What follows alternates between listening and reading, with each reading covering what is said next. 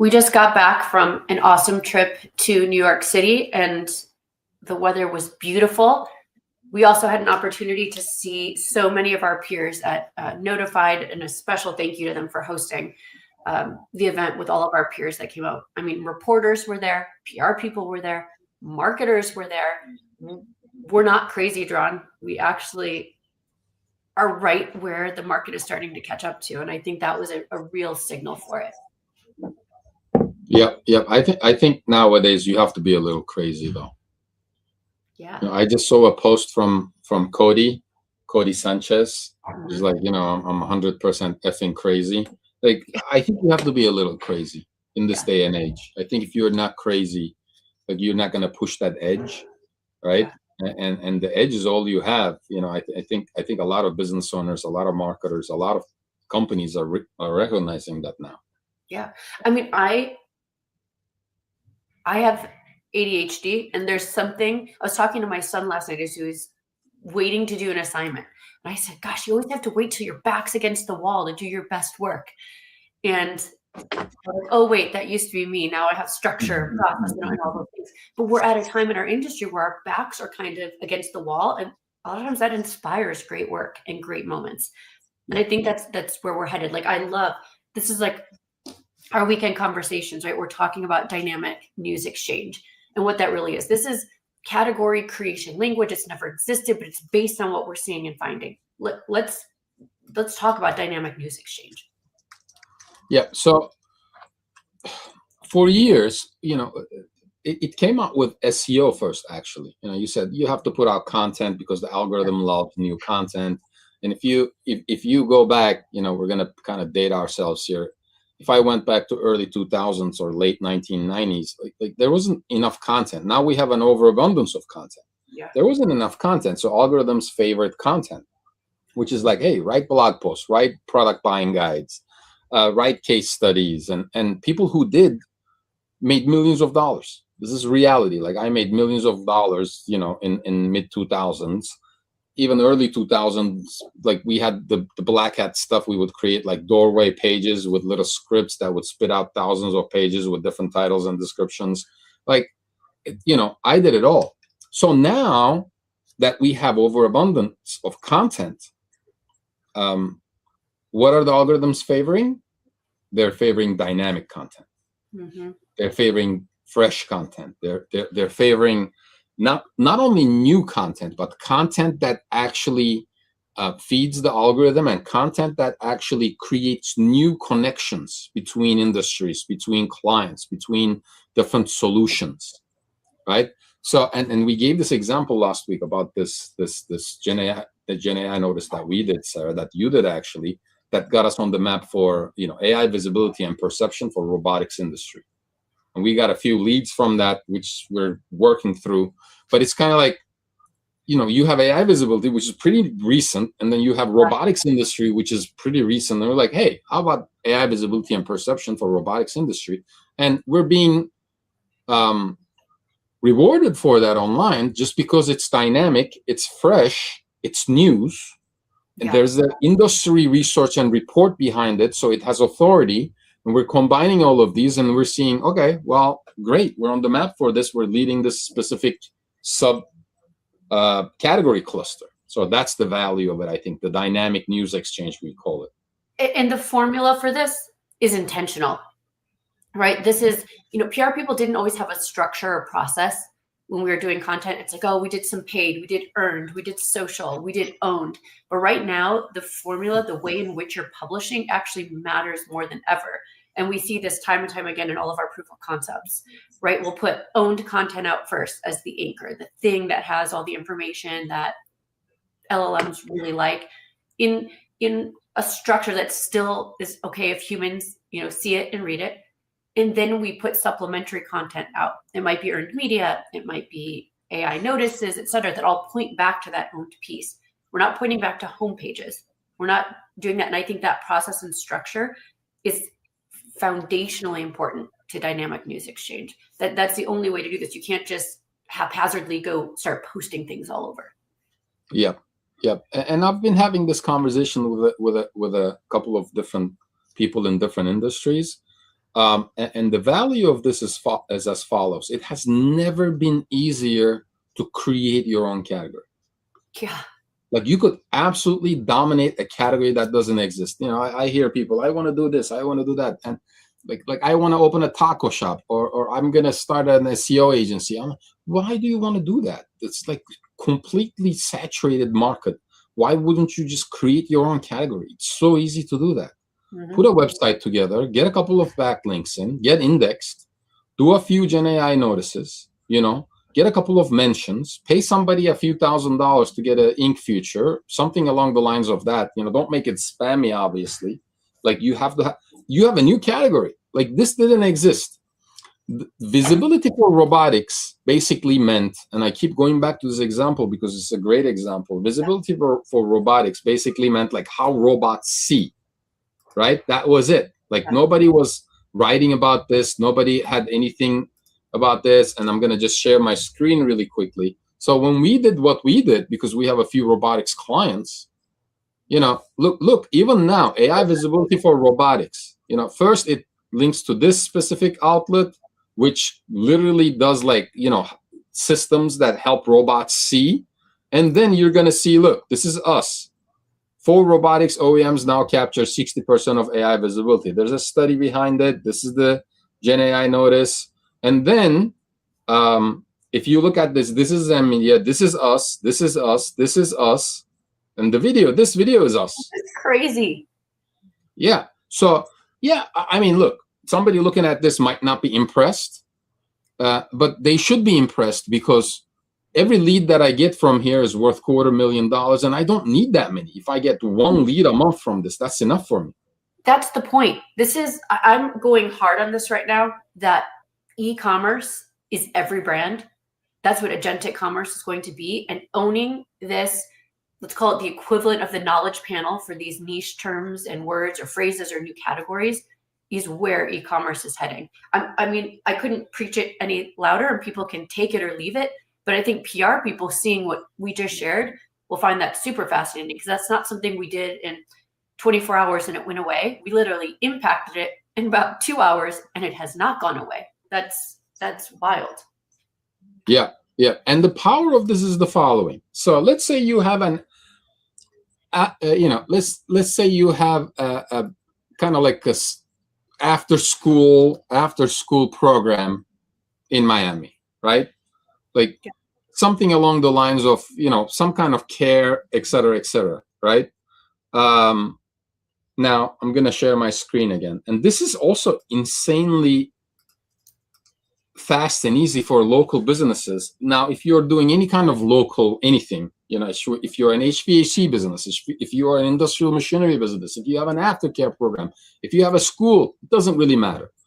What you're going to see is, you know, you have the sponsors from Google, right? Obviously. And then you have the sponsored from Google. And then you have the Google local, which is like, I don't know, 1,000 providers crammed into, you know, 3 spots. But look what's happening now. AI overviews right there above the fold. So if I was looking at after school care programs, look what happens. Like, look at these businesses. Coral Gables War Memorial Youth Center, YMCA, KLA Schools of Coral Gables, blah, blah, blah. So you could literally do 1 Gen AI notice, newsworthy. You have to draft it the right way. Don't just slap 3 paragraphs together. I mean, right? Just call me. Pay for it that way. you could just contact Sarah, or you could contact us, but you could be here tomorrow and nobody's doing it because people they're like posting blog posts. No, you have to go through the means, and you have to talk about the cool things that you're doing. Go ahead, Sarah. I can't make this stuff up. I'm going to read a text from an executive from a really big hospitality brand here in Las Vegas. Okay. He's watching what we're posting, what we're going through. And he texted me last night. He said, I want to do press releases for our company to get out weekly. And I was like, okay, well, why do you want press releases? As I dug in with him, he started telling me they have a bunch of essentially what are perception issues.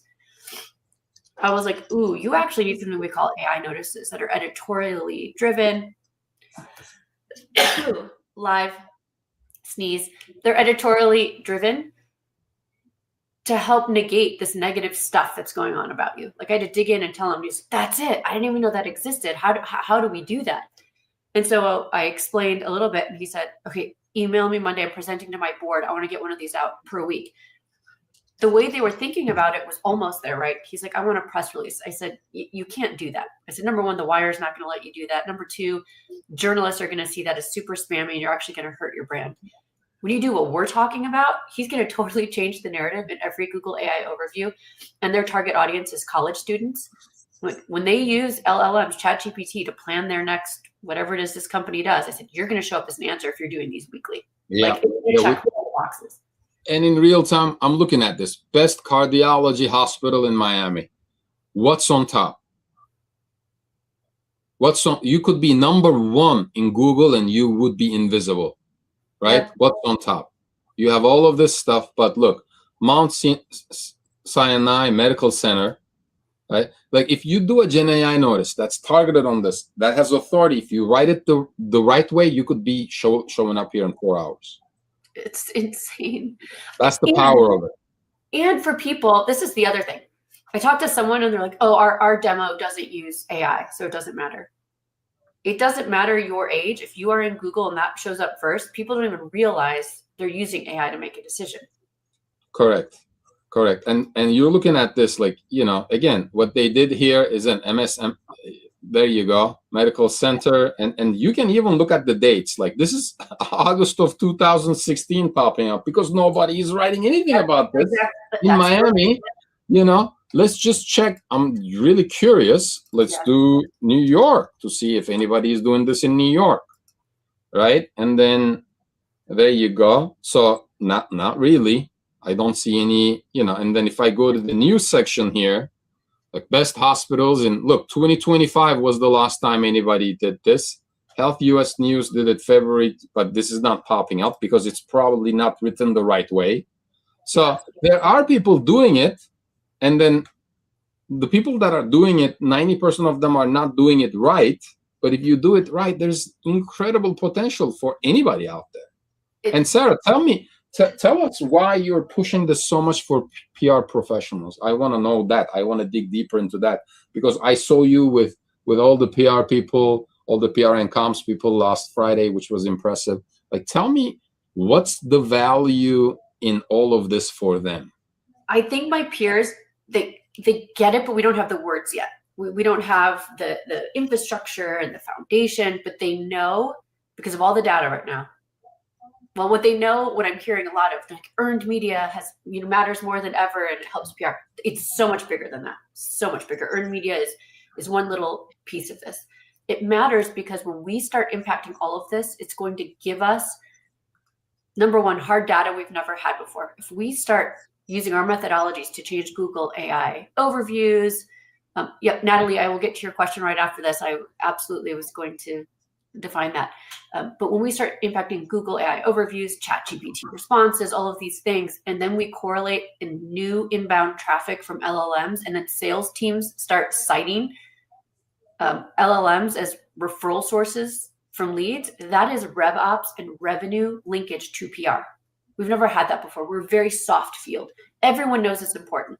Everyone knows the legacy brands and logos that make us look really good are both, for credibility, perception, and ultimately for the sales teams to use, right? To say we're cited in Forbes, we're credible. This is totally different and beyond that. Yep. You want to answer the question on AI Notice? Sure. Well, Natalie, thank you for asking this. This is something proprietary. We call AI Notices. I actually went in depth on it on my newsletter this morning in Practical, but it's something we developed. We wanted a way because Dran and I said, oh my gosh, wire services are having their moment again, very particular ones. They're having their moment again. They're actually impacting LLMs really fast. And Dran, can you go back to the example for the robotics OEM to just pull up? Yeah, of course. That one, I'd love to show an example live. We have, let's call it 20 different templates, styles in which we write these editorial pieces of content that we use and distribute on the wire service to a particular distribution that does not go to news desks and newsrooms. that is written to impact how LLMs refer to something. Now, within that, it's very specific how we do schema, links, the way we are labeling images and logos that are associated with it. It's very intentional, this whole thing. But we've done 109 of these, and they're the most successful pieces of content we've done to date. So we're going really hard on these. Yep. And John, Go ahead. Can you click on the Globe Newswire link on the right? This is an This AI. one right here? Yes. So here's an AI notice. Again, it's super intentional. You might say, why are there 4 subheads here? Well, we know that some LLMs are only reading a certain number of characters. So we have everything that's most important in the headline and these 4 subheads, and it loves bullet points. So the format, the structure, the schema, super important. We've got key facts we want LLMs to remember about us and our brand and the topic. We've got charts that are really pretty. So it's very, again, intentional. And it's working. It's impacting everything. Yeah, the way that this is written, this structure, and we have 8 different types of Gen AI notices that we do, and we have a whole group of cloud skills. And then what we are doing right now, and I should mention this, which is like nerd 101, is we're also connecting all of this to Zavi, which is our database for LLMs, and now we're adding the feedback loop. So we are doing this one, let's say, and we're going to do another one and another one and another one, and we're seeing how it's functioning, and we're pushing that data back to the database of how we are coming up with these ideas. And we're saying, well, we did this one and it got 400 citations. Give me another one that could give us, I don't know, 1,000 citations. So it's a self-learning system for the client. Right now, this client you're looking at is Zen Media, us. Yeah. But it also then takes the hundreds of Gen AI notices that we do for other customers, clients, and it crowd digs into that data, and it basically segments and shares that information. Like if a certain type of statement within a certain type of a new category or industry helped client A, I can use that for client C as well, because it gives me a specific pattern. Pattern recognition is very, very important for AI visibility, and that's all we're doing. I can't believe, as a PR and comms person, this is where we are at. And I do get all hopped up and excited because it is the purest form of data I've ever had to operate from. And it's absolutely improving the results. For the entirety of my career, yes, we'd have some data, but PR people who excelled, it was really a lot about intuition, a lot of manual strategic thinking, very cerebral, but yes, you're still going off your gut. I'm not doing that anymore. I've got Zavi pulled up here just to show an example of this is custom software, proprietary software we built that we're never releasing publicly.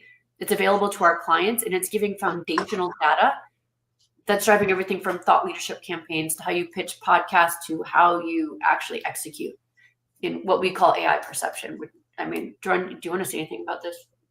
Yeah. So, there were a lot of tools that we were looking at, and we wanted to find a way to really dig into not only AI visibility, but AI perception. And AI perception basically means like digging into this data. We run about 2.5 million prompts on a monthly basis for 1,000+ brands. And it gives you visibility into why AI suggests things. Like, why does it suggest company A versus company B, even though company A could be a smaller revenue company than company B? Like, there are different algorithm factors. It's if you needed to oversimplify it, it's kind of like, how can I dissect the algorithm of how AI cites people? And now we have visibility into that because we can run all of this and we can see all the citations and all the sources that AI provides. Like, AI loves Yahoo Finance, for example. Yes. I don't know why. They cite Yahoo Finance all the time. Go ahead. Ron, this is like, I know you will gloss over this and say that, but the reason you even discovered that is because you're such a nerd. What were you doing to even find that out? Yeah, well, we ran like 100,000 prompts across the board for about 100 clients. And then we looked at who was being cited and what was we also then integrated into Google's API, and I was interested in, yeah, these prompts are being cited on ChatGPT and Grok and Gemini and Claude, but then I wanted to see Google AI overviews because majority of people are still shopping on Google or looking at Google. But a lot of you have not recognized this. Realize, next time you do a Google search, be intentional. You'll have that AI overview pop up now instead of websites. And there's a reason for this. Google is trying to compete with ChatGPT and all the other LLMs. So they're pushing this functionality and people are loving it. So your best way into getting to millions and millions of dollars of revenue is getting into the AI overviews. How do you get into the AI overviews? Your blog post is not going to get into this AI overview. You have to do, what do we call it? Dynamic news exchange. You have to put out information about your company that is somewhat newsworthy. How can you do that? Sarah has the formula. You can do a listicle.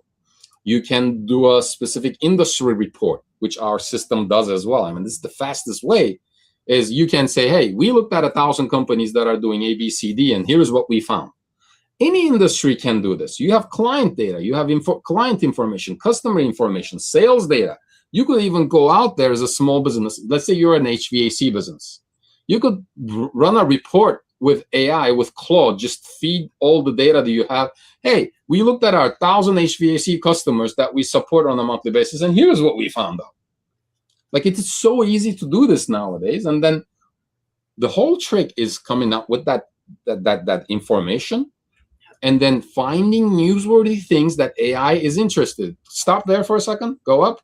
Like, we did this robotics. We did this research industry report on robotics, and look at what we found. This is how robotics buyers, like anybody who has a factory or anybody who has a manufacturing facility that's going to buy like robotic arms and robotic manufacturing capabilities, this is how they make decisions. AI told us this. But here's what's crazy. If I was working, I am working in an agency, but if I was working in any agency, or I was internal in-house in a brand, I would want an industry report for every industry I touch, because this section means you can connect your content strategies, your sales strategies, and everything to these key findings. Again, you don't have to go off your gut. Correct. Like, if you are, I have this report, for example, I'm happy to share it with anybody, but you could run an industry report. You could be like, hey, here's how people make decisions in our industry or in this specific industry. Now, there's the evergreen content aspect of this, like do a long video form, for example, right? Or do a damn tweet about it. Like, say, hey, we ran this report and here are the 5 things that we found out. Yeah. Like, because again, the dynamic data, the dynamic information is what's valuable. And AI has all of this information, but nobody's leveraging it. Nobody's using it.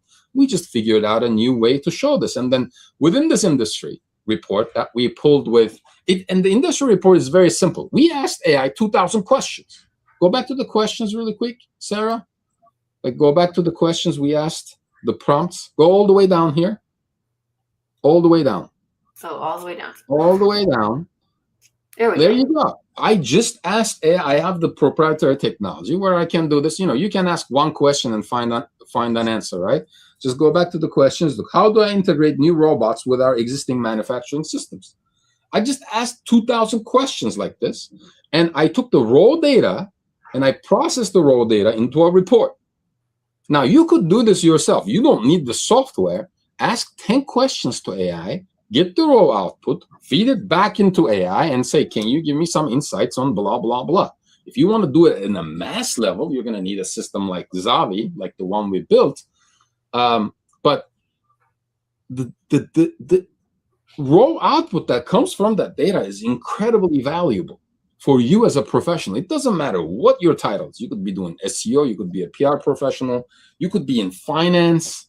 Like, it just, we're just scratching the surface here. Yeah.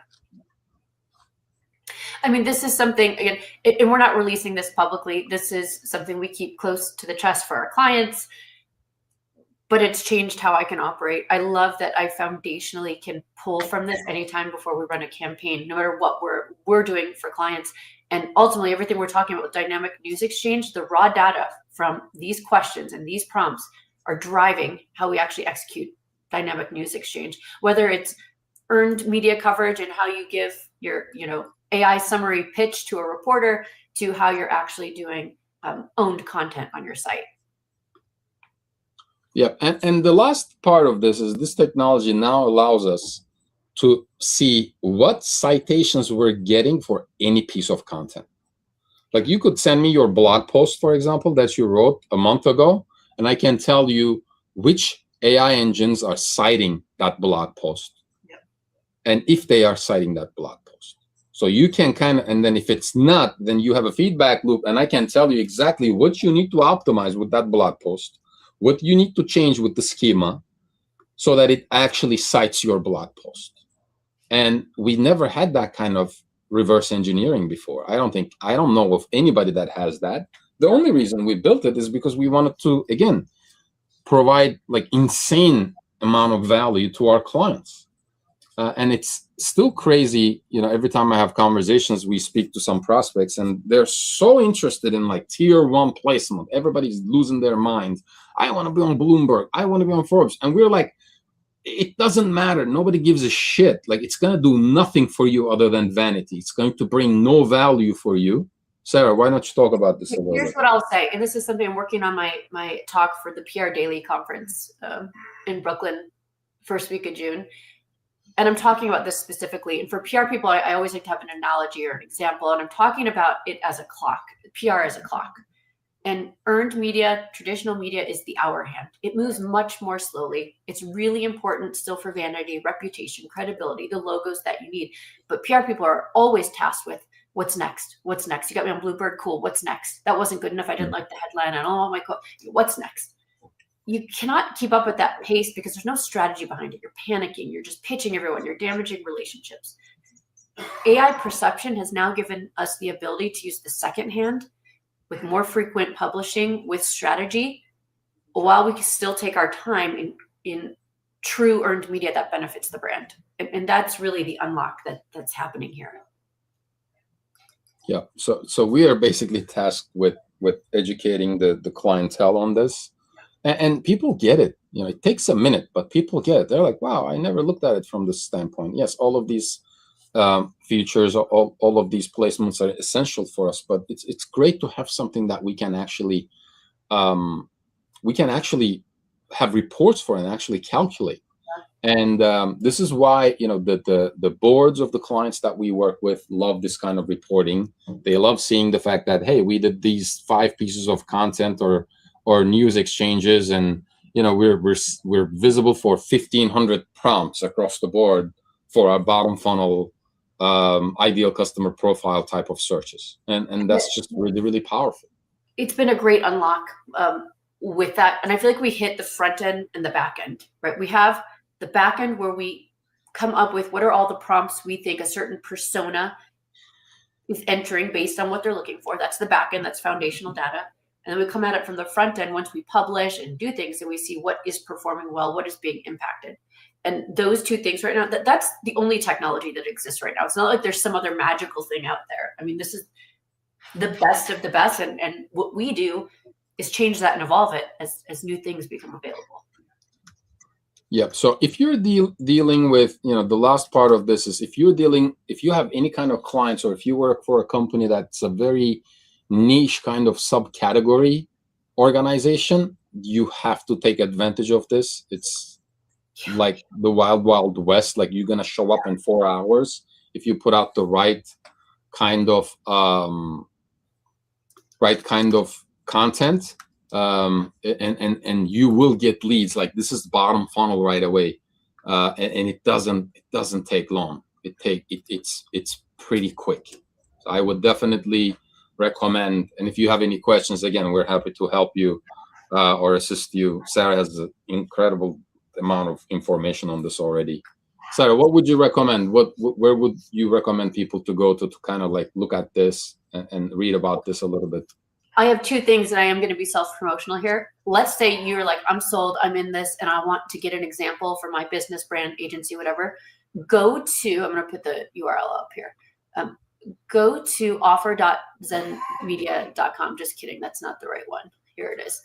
Go to offer.zenmedia.com. We can do a 7-day blitz to get you exactly what you need. If you're an agency owner watching this, you can also white label this. It's great for sales, inbound leads, and client success.